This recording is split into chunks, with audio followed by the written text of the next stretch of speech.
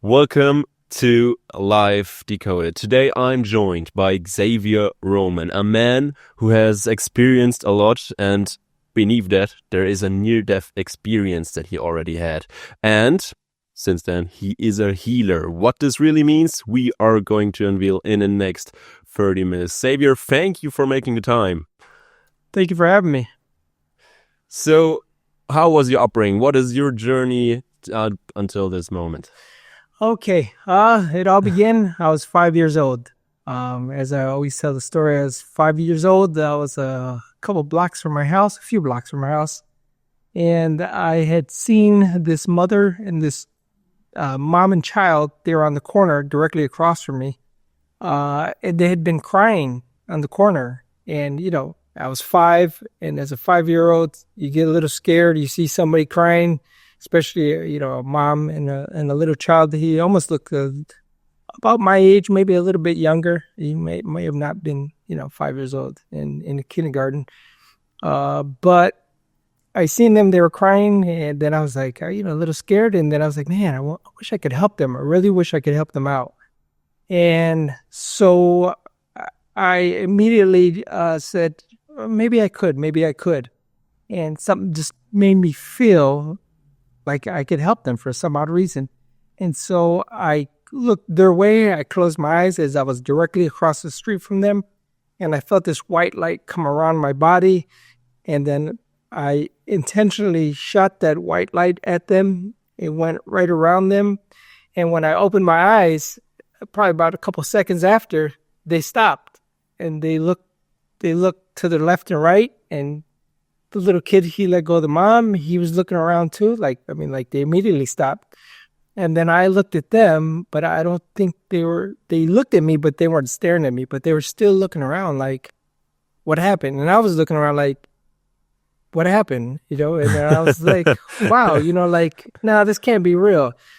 And then they just stopped. They just stopped crying. And then, that was it. They began talking, and then I just walked away like, did I do that? Did I really do that? And at 5 years old, I was asking myself, am I a superhero? Like, is there something like going on? I was like, wow, can I fly next? Like, how can I fly? Like, am I going to be able to lift a car? Can I run super fast? And, all these questions went through my head as I was walking home right from there. And I was like, this can't be real. Okay, maybe it wasn't me, but I think it was me, but maybe it was me. I'm asking all these questions, and I was like, wow, who should I tell?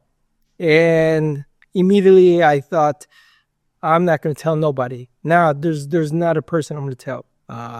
And I went through all the people in my mind, and I thought, well, if I tell them this, if I tell this person this, if I tell my mom this, if I tell family this, if I tell friends this. So I just kept it to myself. I didn't say nothing. And as time went on, I started practicing that on people that I knew that they looked like they were hurt. So if they looked like they were hurt, I would go ahead and practice on them. Or if they looked like they were in pain or something like that. So as time goes on, I would always ask my mom, hey, can I go to the doctor with you? Not for myself, but if she went, or if she had to go or something like that, I would just say, hey, can I go with you? You want to go with me? Yeah. I just want to go, and I didn't like the doctor either. And so when I would go with her, I would sit down and I would look at people to see who's the person who had the face as if they were in pain or something like that. And I would look around and I would be able to find somebody real quick who looked like they weren't just there for an appointment, but they looked like they were in pain, or they were uneasy. So I would do the same thing. I would just go ahead and close my eyes, put my head down. I would feel that same white light. I would direct it towards them. And I would open my eyes then after a little while. And then I would look at them to see how they looked. And they would get that feeling too. Like, they would be touching themselves. Like if their stomach hurt, they'd be touching themselves. Like, hey, where'd that go? Like, hey, where'd that go? And they didn't have that look anymore, like they were in pain or anything like that. And I'm like, wow, maybe this is something, wow, like I think this is real. And at times through going to medical visits, I would do that to people. Some people would even, do the same thing, like touch themselves, like wherever they may have been holding or grasping onto. And they would get up after a while because they wouldn't have that look in their face, and they would go to the front, and I would listen to hear what they were going to tell the receptionist. Hey, can I just reschedule, or this and that? Like, I got to go, hey, don't you need to see the doctor? You look real bad. No, I'm okay now. I'm okay. But I'll just reschedule. And so as time went on, I would just, wow, I'd just be in wow a lot. And over the years, that continued to happen, so forth. And, then I would go to hospitals and so forth. So if my mom would have to go to the hospital to go visit somebody, I want to go. She wouldn't always let me go. But if I did go, then I would see that as opportunity to go ahead and just walk by doors and just go ahead and help people and so forth.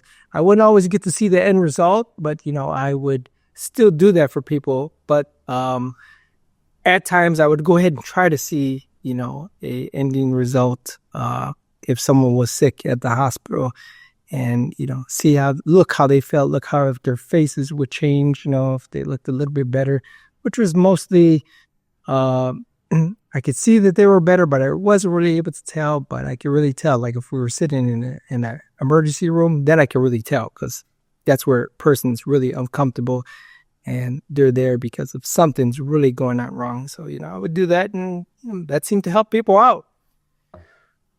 Yeah. That sounds completely out of a comic book. Yeah. Actually, never heard of it. I hope you don't get it wrong right now, but it sounds completely insane a little bit. Like, when I was a child, I also believed I had a superpower, but never had evidence of it. But you really, really tried to see if it's really, really working.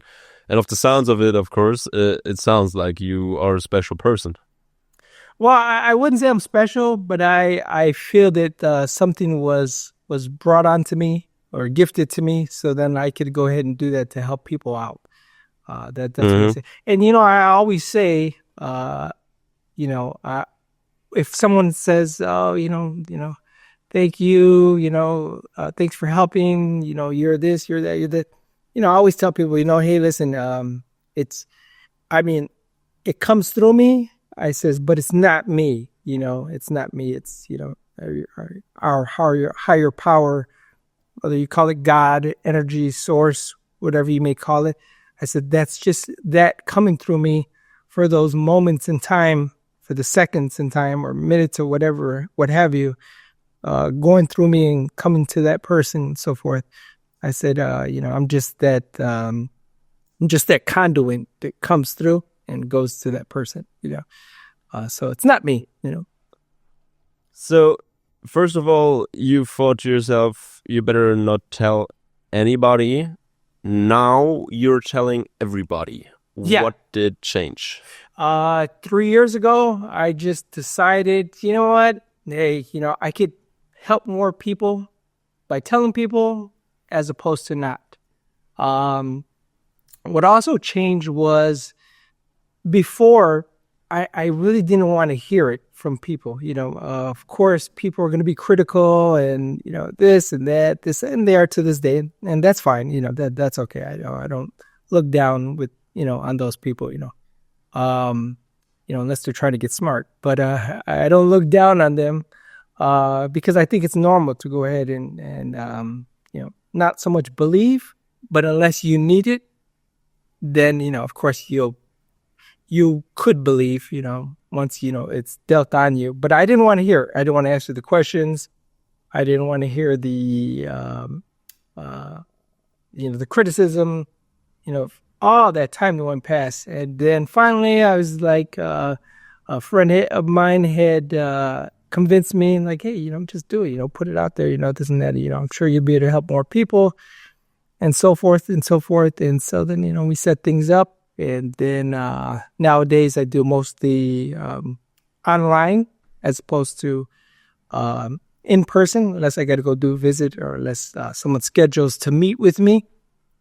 So that's how I do it. And all that time I didn't want to hear it. Didn't want to just deal with the daily questioning and so forth. But now, it's nothing. But sorry that I am one of the skeptical ones, but That's fine. do you have any explanation of how it works, why it works, and what directly you can heal, what you can't heal, and everything around it?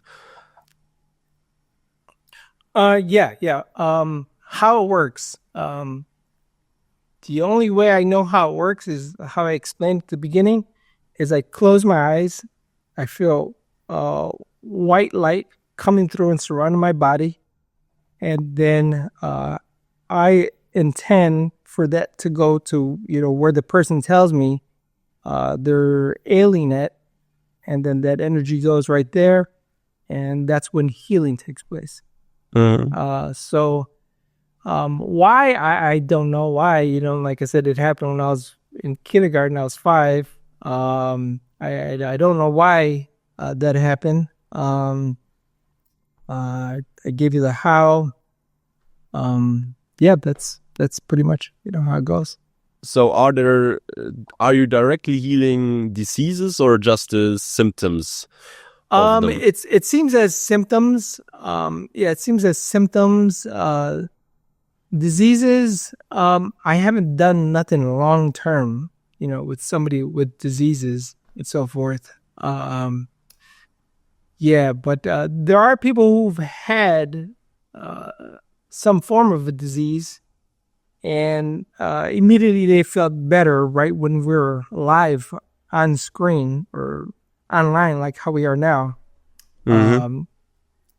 That's the thing. I have been, and I do go to hospital visits where, they usually will give me a call, when it's when you're at the worst to worst, say ICU or mostly a emergency room, and the person says, hey, the doctor would tell the family or, the person, hey, listen, there's a little chance that, this person will make it. They're told something like that. Hey, start bringing your family in because, the chances are not good. They probably got like, a day or two or something like that.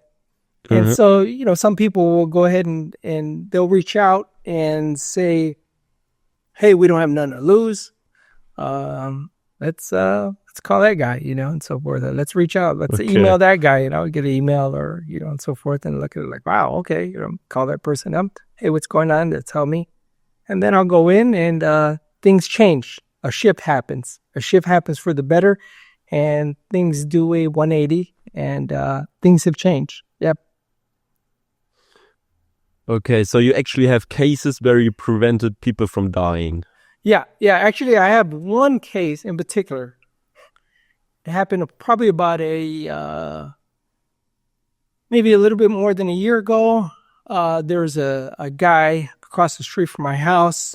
I was getting ready to leave with my mom and my son, and my son was in the car with us, and we're getting ready to pull away from my house. And we see a crowd of people right directly across from my house. There's a store, and the guy's in a wheelchair, and he looked like he had his head down from where I was looking, but there's a group of people around him, and I really couldn't tell. And then you heard noises from the people like, call the ambulance, stuff like that. He's not breathing, he's not this and that. You could hear it like directly across the street. You could hear the people saying that. And then my mom looks at me, she's like, I don't know if he's alive. And then I looked over there, I kind of gave a little concentrated look, and I says, I don't think he's alive. And my mom's like, she looked at me real quietly, said, can't you go help him? I was like, oh no, then she started tearing up a little bit. And then my son got out of the seat from the back seat, and he looked at me and says, hey, can't you use your superpowers? And I'm like, oh my God, putting more weight on me. Like, oh, okay. I said, all right. I says, I'm going to go across the street. And they're like, hey, yeah, go. And so I was like, oh my God, all these people are going to watch this and so forth. And, oh, well, who cares?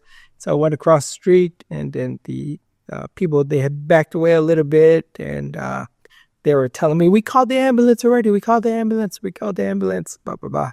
We've already called 911. And I said, I'm just like, okay, cool. And then I'm touching him like, sir, hey, sir, I'm tapping him, touching him, grabbing his shoulder, this and that. He wasn't breathing. I put the back of my hand by his nose and mouth to see if he had any air. There was no air coming out. I touched his neck real quick to see if there was like a pulse. He had no pulse. And I said, wow, I think he's gone. And then immediately I stood next to him, and I closed my eyes. And this time I looked up. Usually I always, look down, and this time I looked up. I felt this energy was a little bit stronger than normal in the white light, but like I actually felt a lot of energy, even more. So, and after I opened my eyes, I felt a little light. Normally I don't feel, a little lightheaded and so forth. And I went by the guy, and I'm touching his shoulder, sir, and, I'm trying to push him and so forth, to see if he'll do anything. And then, boom, he took a big breath and went, but he still had his head down, but now he was breathing harder.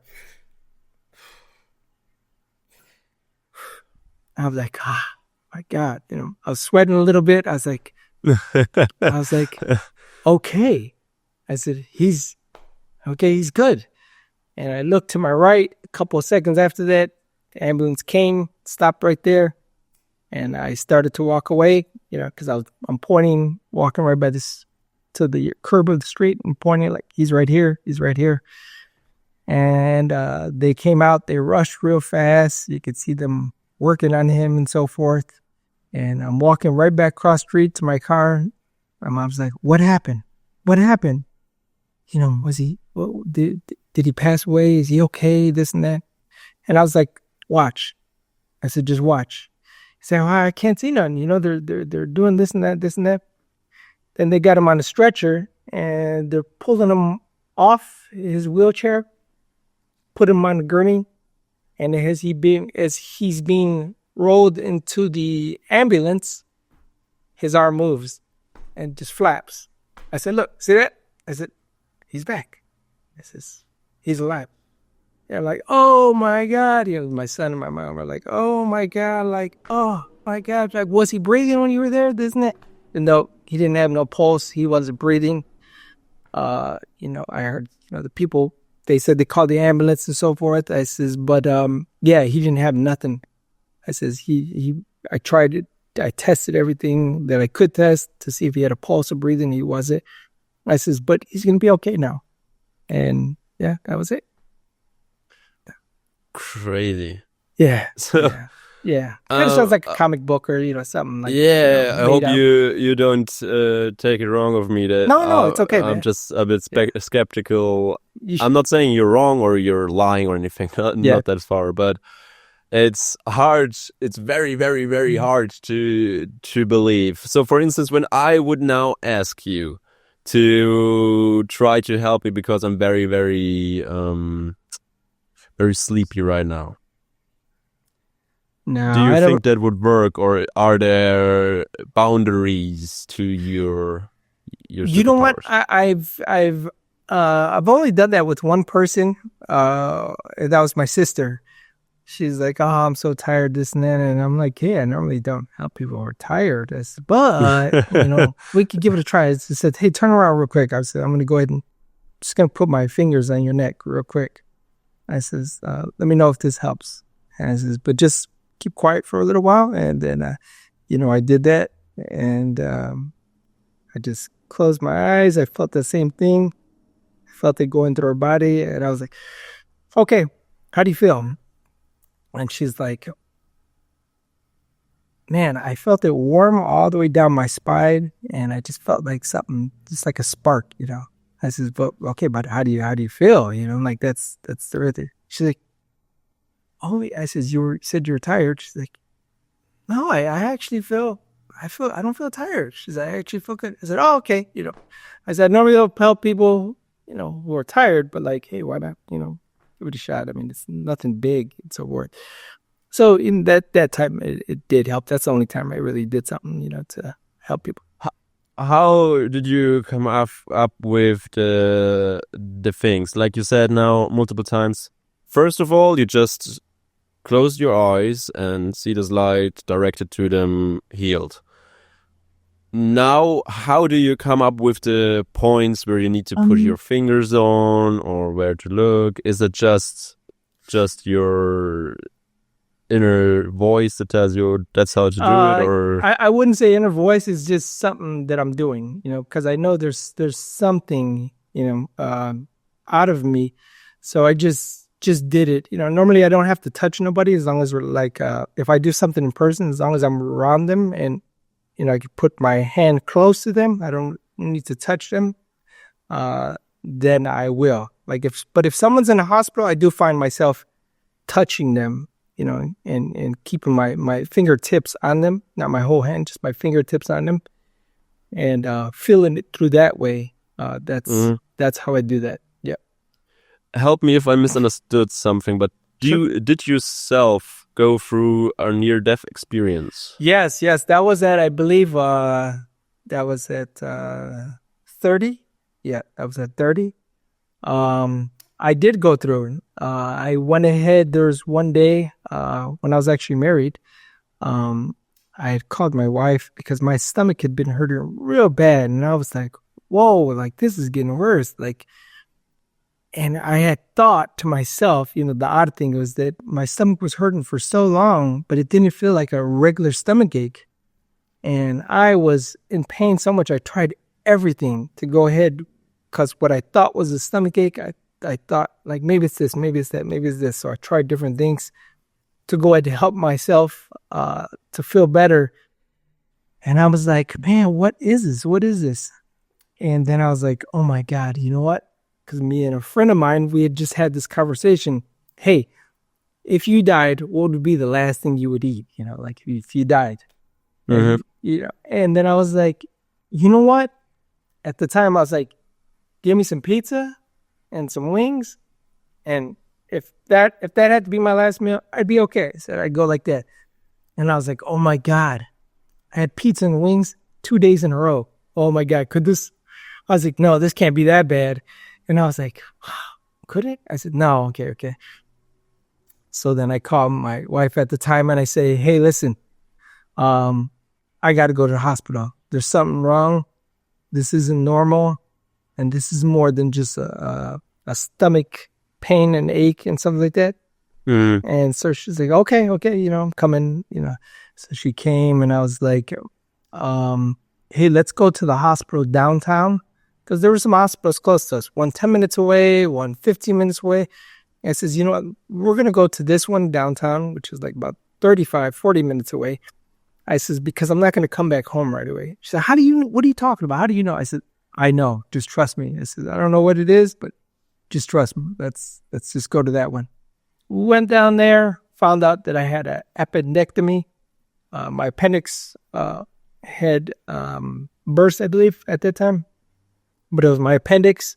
And so they said, hey, we got to do this appendectomy surgery on you right away. That's what it is. That's why you feel like that. So I went ahead and went through that, came out of the surgery, stood in the hospital for a couple of days, went back home, had the meds they gave me.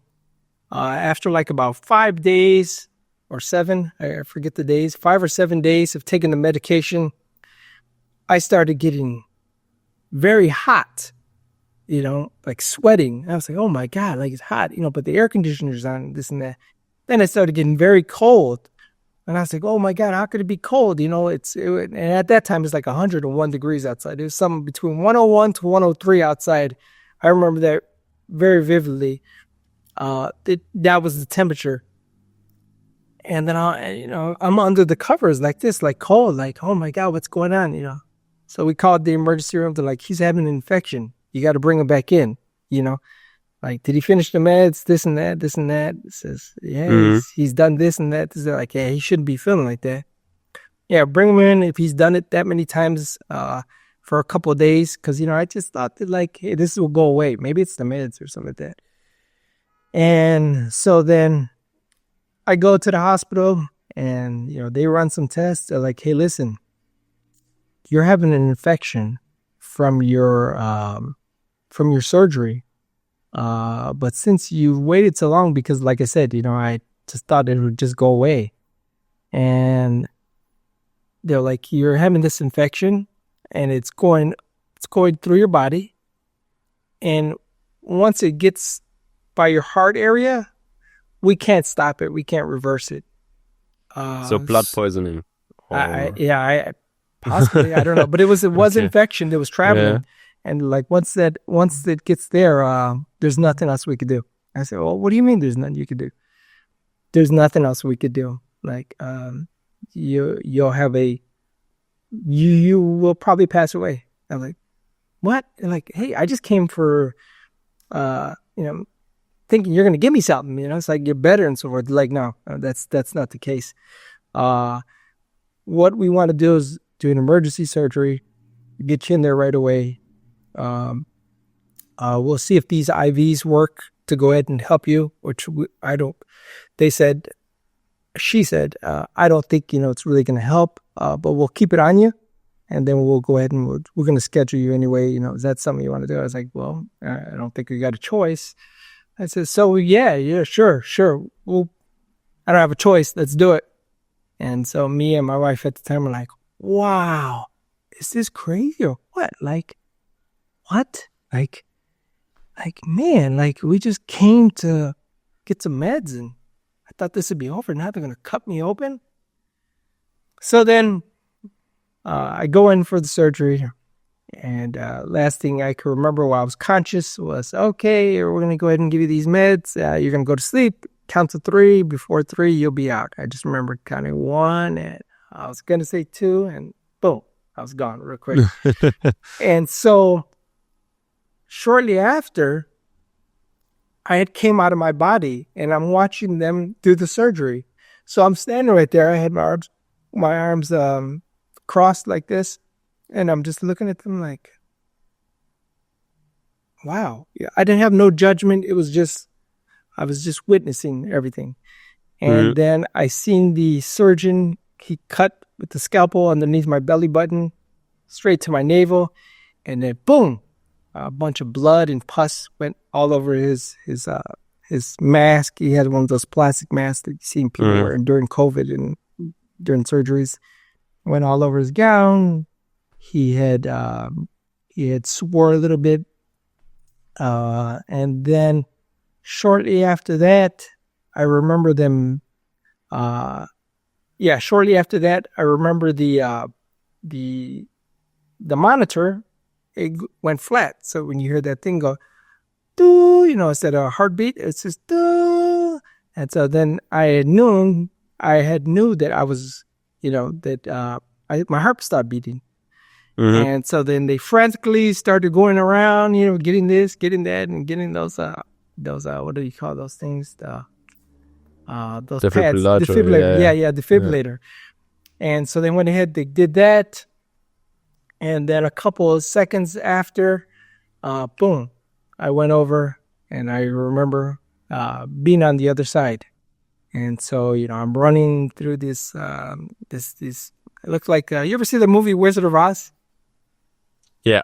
Okay, so you know how they had the gold bricks, and what did they call it? Yellow brick road. Okay, so it's sort of like that, and there's trees like hovering over each other like a tunnel, like. And I remember running through there and feeling good and so forth. And then at the end, I see a white light, and then so I go to the white light, and I see some people there at the end of the light, and then I slow down, and I'm starting to go over, and then boom. Immediately I was on the other side, and I'll explain why. I said I'm on the other side. And so it was very beautiful. Everything was perfect. I seen some people that I known that had passed over. One of them was an old friend of mine, childhood friend. and one of them was my grandmother. And so I talked with them while I was there. We had, a little small talk. Hey, how is it? Hey, how's it going? Like, man, hey, how do you like it here? And so forth. And I'm like, wow, this is it, huh? Like, oh, wow, okay. And we're talking, laughing. And just to cut the story short, I go to talk to my grandmother. We talk a couple of times, once when I get there, and then once at the end. And right before I left, she asked me, hey, do you want to stay? And I looked around and, I felt like I was at home. You get that feeling of like you're at home. Like this is normal. Like, hey, this is where you're supposed to be. And I took a while to answer her because a part of me wanted to stay. Yeah. And then I finally told her, I says, you know what? I'm gonna go. I said, I'm gonna go. I says, I got some really big things that I want to do and that I want to accomplish. Yeah, I'm gonna go, and then I'll come back. And she looked at me, she smiled. She said, of course you're gonna come back. Everybody's coming, we all come back, like meaning like, meaning like, yeah, you're gonna die like we all do, and you're gonna come over. So like, and I was like, oh yeah, that's right, yeah, and I was like, all right. So I give her a hug and a kiss, and I left, and boom, I'm back in the hospital. But when I opened my eyes in the hospital, I was in the post-operation room. Have you ever had a surgery? Yeah. Okay. I know. Okay. Yeah. So I'm in a post-operation room. I'm coming out of the medicine and so forth. The stuff that keeps you asleep, and I'm coming out of it, and then I see the nurse to my right at the end. She's sitting in a chair, and she seen me getting up. She seen me moving my neck around. She comes up to me. She says, hey, how you doing, Miss Roman? Are you okay? You okay? And I'm just like, yeah, I'm all right. And so she comes, and she's giving me instructions. She's like, okay, don't touch this right by your stomach. She said, do not touch this. This right here, they cut you from your belly button on down to your navel. She says, but what they did was they did not close it. She says, it didn't get sewn up. It's going to stay open, and it's going to close from the bottom and then go all the way to the top on its own. I'm like, what? Like, I've never heard of that. I was like, what? She's like, it's bandaged over the top. She says, in the surrounding areas, she says, but just don't touch it, And then she explains to me about the morphine, and it's going to go off this much time. I could click it if I wanted to go to pump more in, if I feel uncomfortable and so forth. And so I'm like, okay. And so then after then, she's like, well, I'm glad you're right, Mr. Roman. She's like, we almost lost you. She says, but Doc and them, they brought you back. I was like, what? She's like, yeah, they brought you back. She says, hey, we almost lost you though. And I'm like, oh my God. So the machines that go ahead and, do your heart rate and all that, they started going off, because now my heart rate went up because she validated that without me telling her. I'm like, oh my God, like this happened. This really happened. Oh my God, this happened.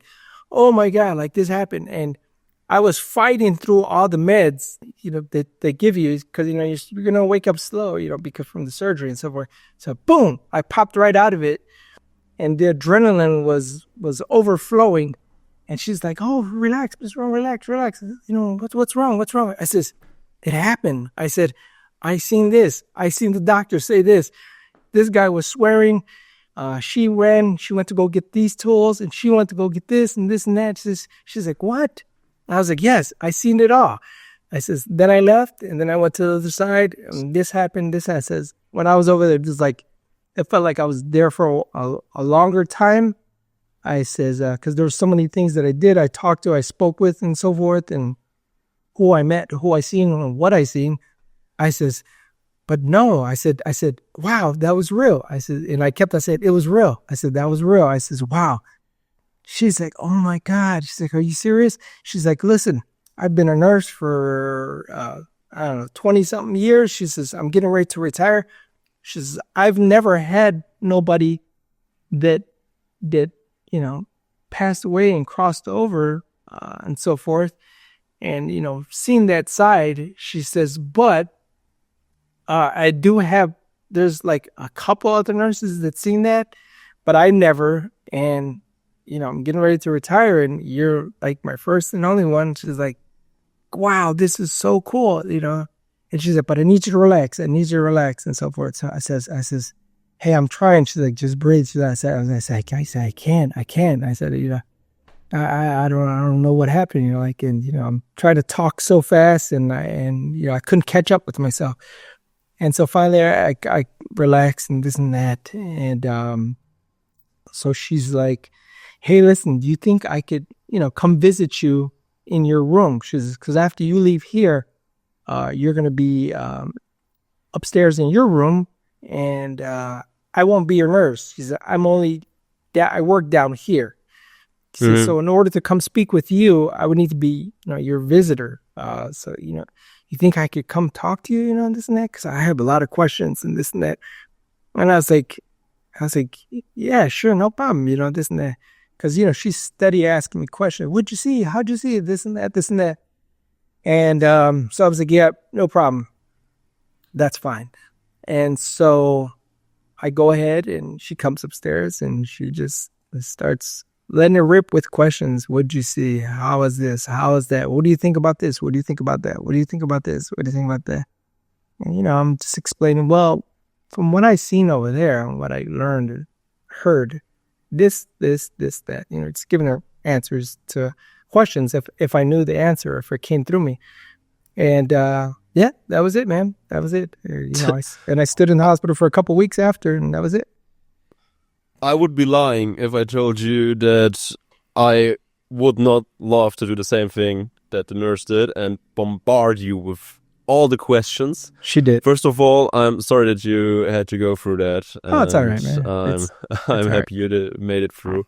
And there are multiple cases like you that have those tells, like the stories. It's not the first time that I hear the stories that while they get surgery, they pop out of the body, watch them, and after the surgery, they actually can tell the doctors and the nurses what they saw, and the doctors and the nurses can verify that this is exactly what happened, and there is no way that that's just crazy and very scary to think about. My last question, because of course you will live your life after a near-death experience completely different, right? You do. Yes, I did. What's the change? And maybe you have a new lesson now that everybody out there could take a bit of value from. Well, this is one thing that did happen. I felt a different way to live after that. And one big thing that happened after I came out of the hospital from being there for a couple weeks and so forth, I told my wife at the time, hey, listen, there's no arguing. There's no complaining. Like, we don't have too much to complain about. Like, there's not going to be no more arguing. Like, I'm never going to go ahead and start nothing with you. Don't start nothing with me. I mean, I'm just keeping it just blunt. I maybe used, softer words, kinder words. I said, so there's not going to be no arguing, no fighting. I says, because in the real things, there's really not too much, because you could always put your mind in a situation where somewhere else it's 10 times worse. You put yourself in different parts of the world where it's 20 times worse, and you're like, hey, that person would love to have what are perceived problems and so forth. And so at the time, my wife at the time, she there was no complaining, because I was still at home, like trying to rehab, trying to get through it, and still getting better and so forth. And then one time, probably like about a month and a half, or maybe 2 months, there was a complaint, and which turned into a small argument. And I says, That's nothing to argue about. That's nothing to complain about. Well, it might not be to you, but to me it is. Listen. I told you we're not going to argue no more. You're not going to complain, especially no more. Especially something that I'm not doing to you intentionally. And I says, so therefore, we have to divorce. I says, yeah. She's like, what are you getting? I said, yeah, I'm not going to live like that. We're not meant to live like that. I said, we're not meant to live like that. I says, and I've explained that to you. We're not meant to live like that. And you've seen what happened to me. And you still choose to be in that place. So therefore, maybe we should just go our own ways. You know? And so 1 week before our 1 year anniversary, we divorced. Wow. Yeah. So, Okay. So we were in 1 year. We almost made the 1 year mark, but it was 1 week. But I just knew internally that like, no, I'm not living like that. And, you know, and I'm not changing this person, and I'm not going to force this person to change. And I'm not a controlling person at all. So therefore, if you can't change the person, you got to change your situation, which is mine to be out of it. And so that was the lesson. That's one of the lessons, is that, you know, not a lot to complain about. There's not a lot to argue about and so forth. It's not a life or death situation. And things aren't as bad as they seem. Yeah, things aren't as bad. It's your mind that makes things as bad as they seem. It's all your mind. Thank you so much. That was very, very interesting. Thank you so much for your time. Where can people go to get in touch with you if they want to know more about it? Yeah, definitely. They can just go to the website. It's www.xavierroman.com. That's my name, XavierRoman.com. And then in there, you can see all the social media. You can see a bunch of videos of me helping people online. Just if you want to see some examples. And yeah, that's about it. Thank you for the talk. No problem. Thank you.